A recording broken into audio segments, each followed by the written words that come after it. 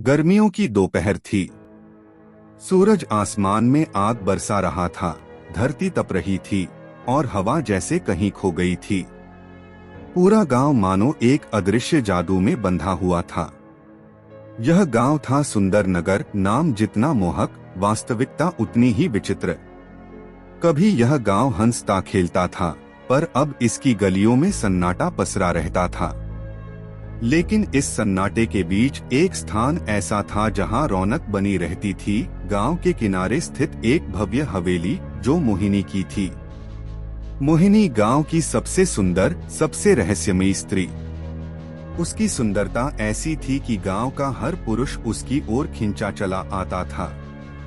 उसकी गहरी काली आंखें, मंद मंद मुस्कान और मधुर वाणी में ऐसा आकर्षण था कि जो भी उससे मिलता उसकी गिरफ्त से बच नहीं पाता। गांव के बड़े बड़े जमींदार, व्यापारी, किसान, यहाँ तक कि मंदिर के पंडित और पुजारी तक उसके दरवाजे पर हाजिरी लगाते थे। लेकिन मोहिनी केवल एक छलावा थी, एक सपना जो पूरा होते ही टूट जाता था। वह सबका स्वागत करती थी, पर किसी को भी अपनी सीमा से आगे नहीं बढ़ने देती थी। कौन थी मोहिनी? कहां से आई थी? यह कोई नहीं जानता था। कुछ कहते थे कि वह किसी अमीर घराने की बेटी थी, लेकिन हालात ने उसे इस दलदल में धकेल दिया। कुछ का मानना था कि वह किसी नगर वधू का जन्मजात श्राप थी, पर सत्य केवल मोहिनी जानती थी। दरअसल बचपन में मोहिनी एक साधारण लड़की थी। माता पिता के साथ उसका जीवन सामान्य था, लेकिन एक महामारी ने उसके माता पिता को छीन लिया। वह अनाथ हो गई। उसके चाचा चाची ने उसे अपने घर में शरण दी, लेकिन उसे हमेशा बोझ समझा। धीरे धीरे हालात बिगड़ते गए और एक दिन वह मजबूरी में इस अंधेरी दुनिया में आ गई। अब वह सुंदर नगर की सबसे प्रसिद्ध वेश्या बन चुकी थी। उसकी हवेली रात होते ही जगमगा उठती थी। पुरुष उसे उपहार देते, उसकी कृपा पाने के लिए आतुर रहते, लेकिन कोई भी उसके दिल के दर्द को नहीं समझता था। महिलाएं उससे ईर्ष्या करती, पुरुष उस पर मोहित रहते और समाज उसे तिरस्कार की नजर से देखता था। एक दिन गांव में एक अजनबी आया। वह गेरुआ वस्त्रधारी एक योगी था, स्वामी अनिरुद्ध। वह लंबी यात्रा के बाद गांव पहुंचा था। जैसे ही उसने गांव में कदम रखा, उसे अजीब सन्नाटा महसूस हुआ। गलियां वीरान थीं, कोई आदमी, कोई स्त्री, कोई बच्चा नजर नहीं आ रहा था। यह देखकर योगी चकित हुआ। उसे प्यास लगी थी, लेकिन उसे दूर दूर तक पानी मांगने के लिए कोई न मिला। धीरे धीरे वह गांव के किनारे स्थित हवेली की ओर बढ़ा। वहां एक स्त्री को अकेले बैठे देखा, मोहिनी। योगी ने पास जाकर पूछा, माता, यह गांव इतना सुनसान क्यों है? यहाँ कोई भी नहीं दिख रहा। क्या कोई विपत्ति आई है? मोहिनी ने सिर उठाया और कहा, महाराज, गांव के सभी लोग पास के गांव में पूजा के लिए गए हैं। आज वहां एक बड़ा आयोजन है। योगी ने फिर पूछा, और तुम क्यों नहीं गई?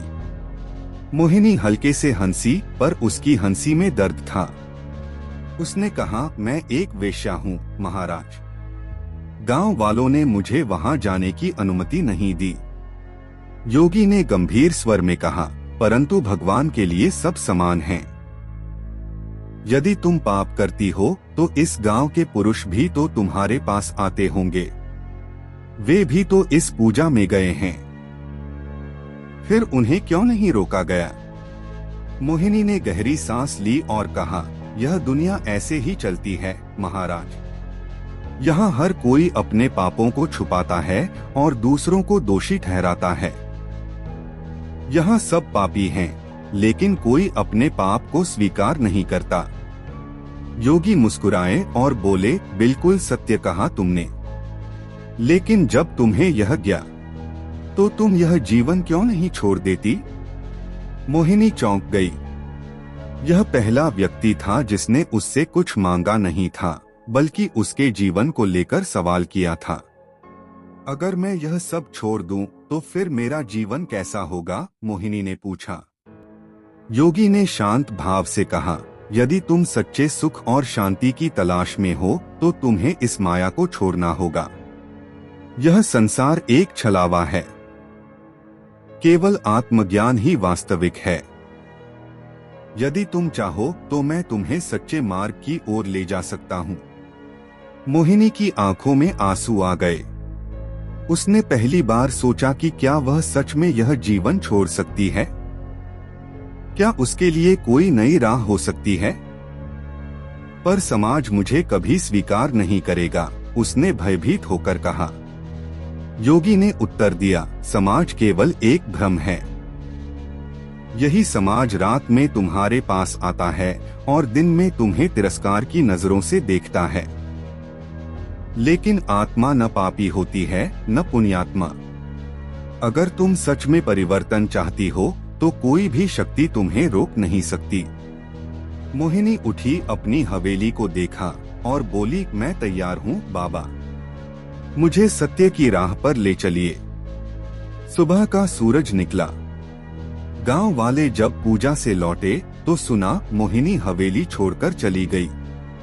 कुछ ने हंसी उड़ाई, कुछ ने तंज कसा, कुछ ने सिर हिलाया, लेकिन किसी को समझ नहीं आया कि मोहिनी ने असल में क्या पाया था।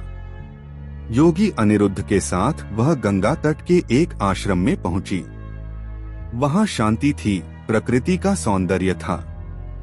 धीरे धीरे उसने योग, ध्यान और आत्मज्ञान की शिक्षा ग्रहण की। अब वह साध्वी मोहिनी बन चुकी थी। कुछ वर्षों बाद वही गांव वाले जो कभी उसे तिरस्कृत करते थे, अब उसके पास ज्ञान लेने आने लगे।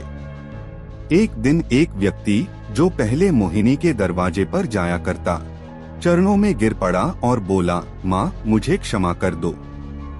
हम सब अज्ञानी थे, हमने तुम्हें कभी समझा ही नहीं।